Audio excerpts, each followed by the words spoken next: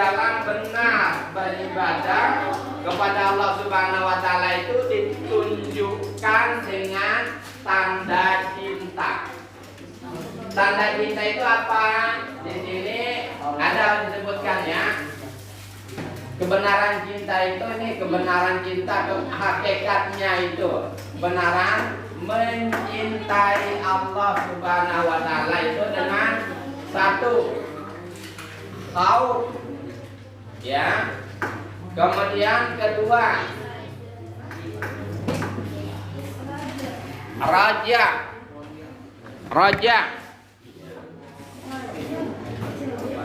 Ya, ini ditunjukkan dengan raja. Yang ketiga itu ada tawakal. Ya, ini adalah tanda cinta kita kepada Allah Subhanahu wa taala. Baik, siapa yang sudah memiliki rasa khauf? Apa itu khauf? Khauf. Iya, khauf. Yang menunjukkan tanda cinta kita kepada Allah itu harus ada tumbuh di hatimu itu, di nuranimu itu ada khauf. Apa itu khauf? Zaki, coba khauf itu apa? Zaki. Apa itu khauf? Hah?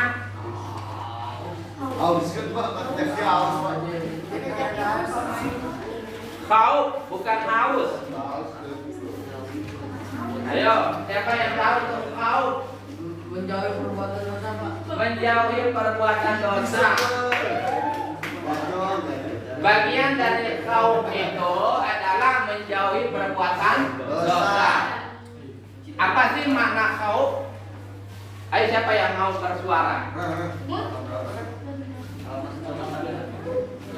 Ayo, apa sih makna khauf?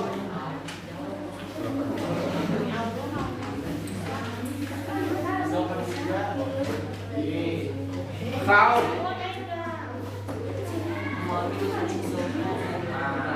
Ayo. Khauf itu sama dengan rasa takut, khawatir. Nah, itu namanya khauf. Jadi tanda cinta itu adalah harus tumbuh di dalam hati kita itu timbul rasa takut. Rasa takut, rasa khawatir. Coba kalian punya pacar. Ketika kalian sudah mencintai si A, si B, akan ada rasa takutnya.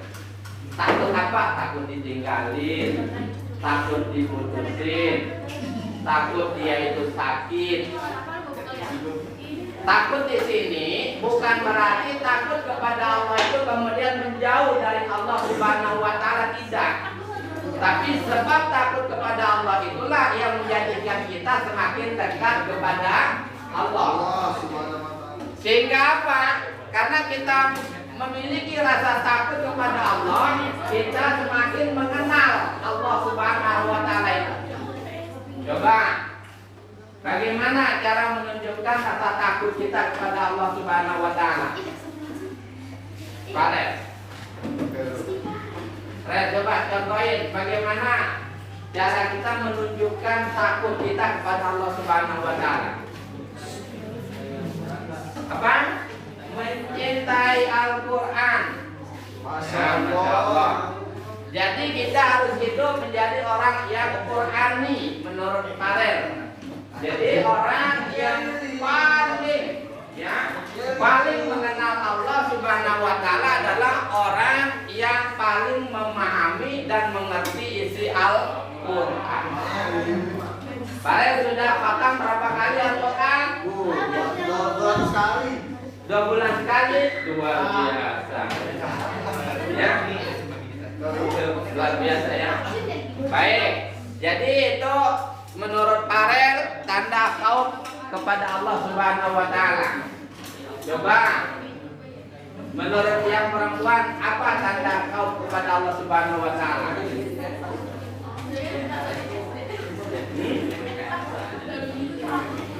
Contohnya, tandanya. sifat kita takut kepada Allah, kita khauf kepada Allah, contohnya seperti apa? Coba. Apa? Menghindari iri dengki, menjaga pandangan dan kemaksiatan. Baik, ini dari temannya yang perempuan menyampaikan tanda kita kepada Allah itu ada satu, menjaga pandangan, ya, jadi menjaga pandangan dan menjaga diri dari perbuatan maksiat. Yang kedua, menurut teman yang satunya lagi adalah menghindari perilaku iri dan dengki. Luar biasa. Ini menunjukkan kita itu memiliki rasa cinta kepada Allah itu khauf. Kalau kita itu khauf kepada Allah, benar, kita itu menjaga pandangan. Kita itu tidak terlalu melotot matanya melihat perempuan cantik. Tidak terlalu terbayang-bayang melihat pria ganteng. Kita tidak berhayat A, B, C. Jadi kita itu menjaga pandangan di sini juga termasuk menjaga cara berpikir. Pikiran kita jaga, sehingga apa? Dengan cara berpikir itu kita bisa mengkondisikan jiwa kita. Kemudian tidak ada sifat iri dan dengki. Artinya apa? Orang yang khauf kepada Allah Subhanahu wa taala itu selalu memiliki sifat pemaaf. Karena Allah itu Maha Ghafurur Rahim, pengampun dan Maha Penyayang. Maka setiap orang yang memiliki rasa cinta kepada Allah, timbul rasa khauf di hatinya, maka tidak akan pernah iri kepada orang lain. Apalagi sampai dengki, sampai hasad, sehingga ada dalam dirinya terlihat memaafkan segala kesalahan orang lain. Baik, jadi khauf ini adalah rasa takut kita kepada Allah Subhanahu wa taala, sering digambarkan oleh ulama dengan siksa neraka lah, siksa kubur lah, sehingga itu menunjukkan bagaimana kita bisa takut kepada Allah Subhanahu wa taala. Namun itu semua tidak bisa ditunjukkan dengan istilah matematik atau secara faktanya. Hanya dalam bahasa argumentasinya, bahasa keimanannya yang menyampaikan itu. Secara faktualnya itu belum bisa dibuktikan secara nyata. Ya. Walaupun ada kejadian-kejadian yang bisa menunjukkan kita, rasa kita tergiris untuk takut kepada Allah dengan siksa di neraka, siksa alam kubur, dan lain sebagainya. Tetapi itu semua tidak bisa dibuktikan sebelum kita mengalami namanya kematian. Makanya kalau kalian ingin cepat tahu gimana seperti apa rasa alam kubur itu, ya sudah mati saja. Mau mati duluan, kemudian ceritain gitu. Baik. Yang kedua adalah raja. Raja ini apa? Raja sama dengan harapan. Nah, itu harapan. Kita itu harus punya harapan. Harus memiliki masa depan. Harus memiliki harapan akan kebaikan di akan datang. Harapan itu namanya raja. Bagaimana raja ini berharap kepada Allah Subhanahu wa taala. Ini berharap kepada Allah Subhanahu wa taala itu tidak hanya doa, tidak hanya sholat, tidak hanya baca Quran, ngaji, tapi tanpa usaha tidak.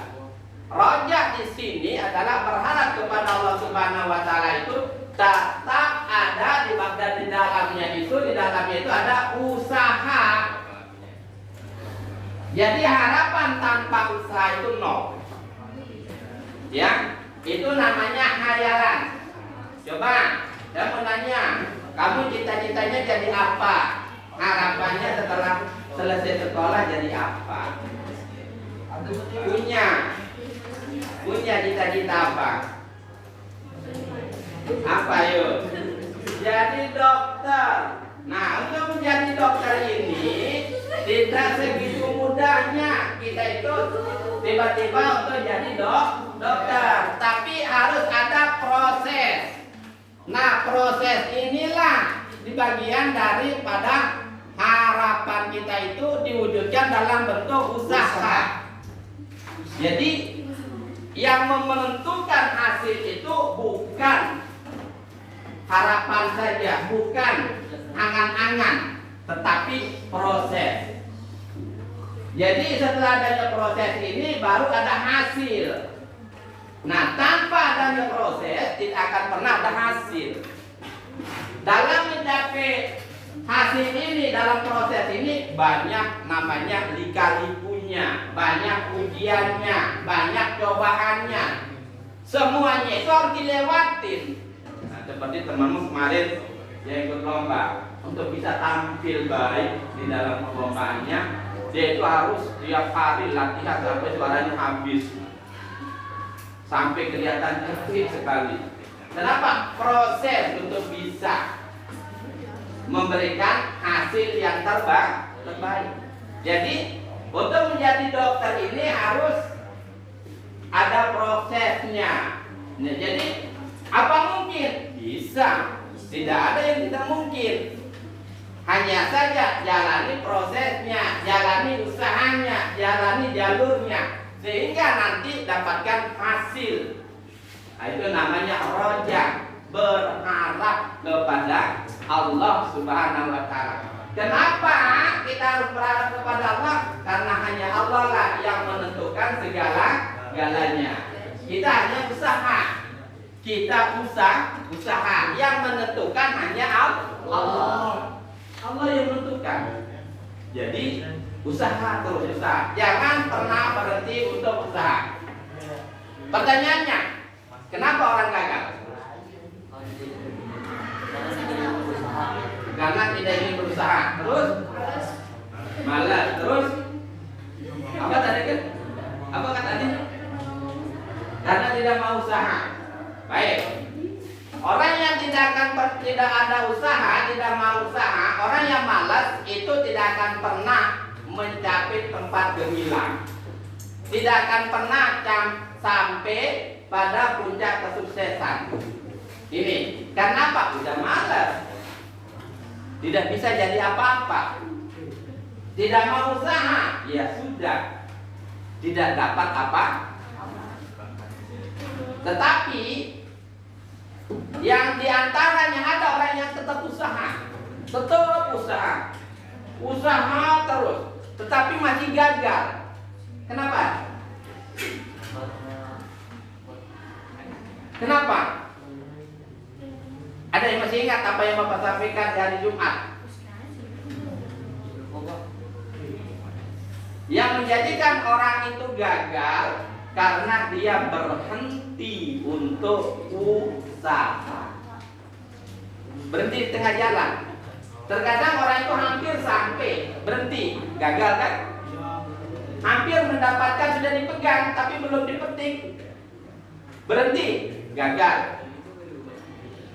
Jadi jangan sia-siakan usahamu dari dulu, dari awal, ya, hanya karena cobaannya sedikit, ujiannya sedikit, tinggal sedikit lagi melewati ujiannya, sedikit lagi. Tapi karena kita itu lemah, tidak kuat, maka kita gagal. Maka ada bahasanya, prinsipnya begini: tidak masalah kalian itu jatuh 10 kali, tapi kalian itu harus bisa bangkit lebih banyak daripada itu. Bisa. Misalnya kalian jatuh 10 kali, tapi kalian punya semangat untuk bangkit 1000 kali. Contoh, kalian disuruh hafalin ayat ini ya. Sudah diulang. Mau hampir hafal ini, berhenti. Nggak jadi hafal.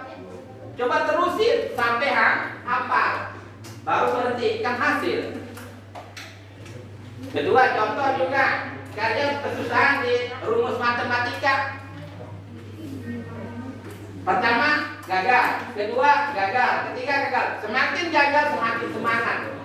Itu artinya sekali jatuh, 10 kali jatuh, tapi semangatnya 1000 kali. Terus menerus. Akhirnya setelah bisa, ternyata gampang ya. Ini namanya raja. Harapan atas rahmat Allah Subhanahu wa taala itu diberikan kepada setiap orang sesuai dengan usahanya. Jadi kalau kalian berharap boleh, tapi diwujudkan dalam bentuk usaha. Ada yang ingin jadi orang kaya?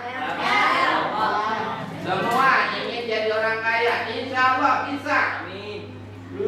Asalkan diikuti jalannya, asalkan dilaksanakan syarat-syaratnya, rukun dan syaratnya itu dipenuhi, pasti jadi orang kaya. Kalian belajar namanya apa? Perencanaan bisnis. Ada apa di perencanaan bisnis? Itu pokok ajarannya. Untuk menjadi seorang pengusaha. Ada yang masih ingat?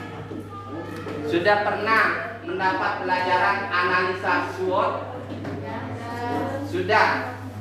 Dalam pada intinya pelajaran perencanaan bisnis itu tidak pernah lepas dari analisa SWOT-nya.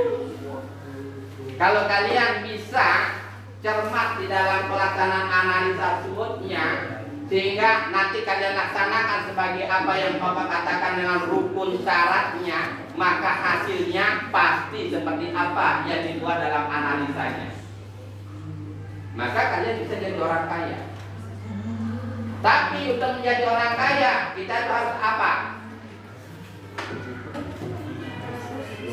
Berusaha. Banyak yang bilang harus kerja keras. Bapak menyampaikan di sini, orang kerja keras belum tentu bisa jadi kaya. Ini. Orang kerja keras belum tentu bisa jadi kaya. Lantas apa kerja apa yang menjadikan kita kaya? Ayo. Kerja apa yang menjadikan kita kaya? Kerja keras kok Pak, kita tidak menjadi kaya. Ayo. Kerja apa yang bisa menjadikan kita kaya? Kerja cerdas. Kerja cerdas. Orang kerja cerdas tidak perlu berpeluh keringat. Orang kerja cerdas tidak perlu di tempat yang panas. Orang kerja cerdas cukup dengan membuat sesuatu, maka dia itu bisa menjadi COP, bisa membuat perusahaan, bisa mendirikan rumah sakit, bisa mendirikan sekolah, karena dia memiliki kecerdasan. Tapi untuk mendapatkan kecerdasan inilah prosesnya sekarang adalah belajar. Makanya kalau kita ngantuk dalam belajar, maka besok kalau masa depannya tidur-tiduran juga jangan salahkan. Tidur waktu belajar. Maka ketika kita praktik di hidup nyata bersama lapangan pekerjaan, kok kita tidak bisa karena kita dulu tidur waktu belajar. Nih, jadi kerja cerdas. Coba yang menguasai teknologi itu adalah orang yang paling cerdas. Orang yang mampu menciptakan teknologi itu adalah orang yang memiliki kecerdasan. Ingat ya, orang yang dikuasai teknologi belum tentu bisa sukses. Tapi orang yang menguasai teknologi itulah yang akan sukses. Apa contohnya kalian dikuasai teknologi? HP, kecanduan main game. Game itu kan permainan teknologi ya.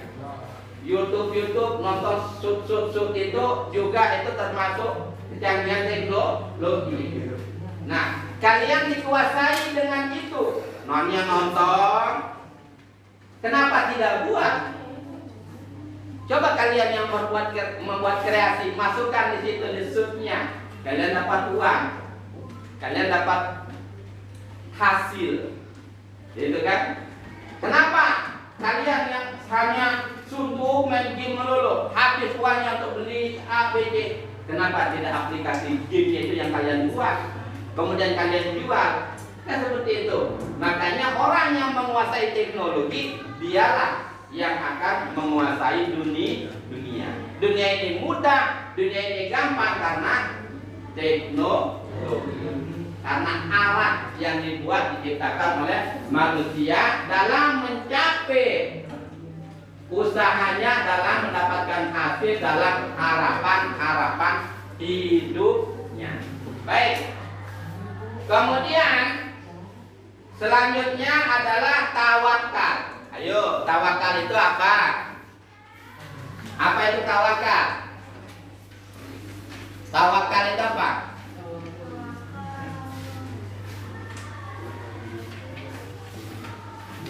Ayo, tawakal itu apa?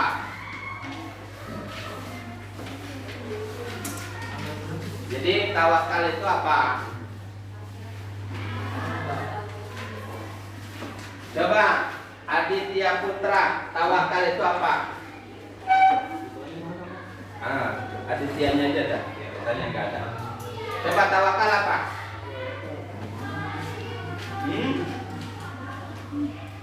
Tawakalnya apa? Memasrahkan. Jadi tawakal itu namanya menyerahkan, memasrahkan. Jadi berpasrah diri itu namanya tawakal. Berserah diri, berpasrah kepada Allah Subhanahu wa taala, artinya menerima ridha, ikhlas dalam menerima takdir Allah Subhanahu wa taala.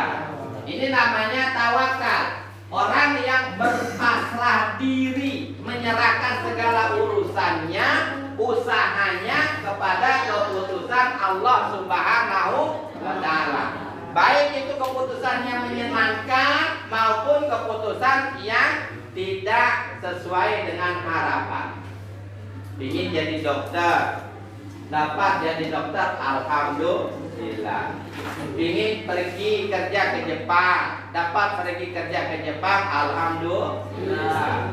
Ternyata tidak dapat untuk tahun ini, bukan berarti itu adalah kegagalan. Bisa saja Allah menunda kesuksesan kita itu untuk diberikan pada tempat yang lebih sesuai dan lebih pantas untuk kita. Jadi ketika sesuatu tidak terjadi dengan harapan kita, itu tandanya juga Allah sayang kepada kita, menunjukkan bahwa kita diselamatkan dari segala macam bentuk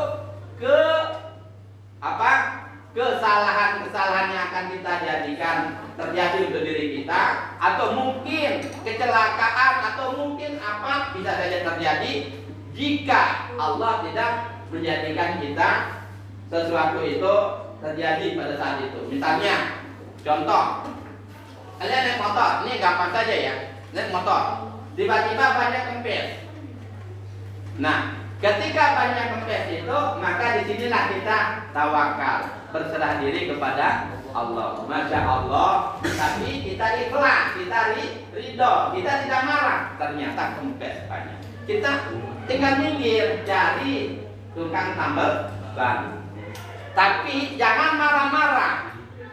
Kita tidak tahu dengan kempesnya ban kita ini, ternyata Allah menyelamatkan nyawa kita.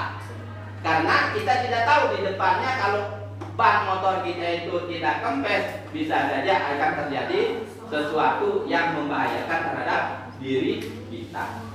Jadi kita ambil bahasa positifnya. Di sini adalah bagian dari untuk menunjukkan bahwa kita itu ridha dalam menghibur diri mendapatkan musibah.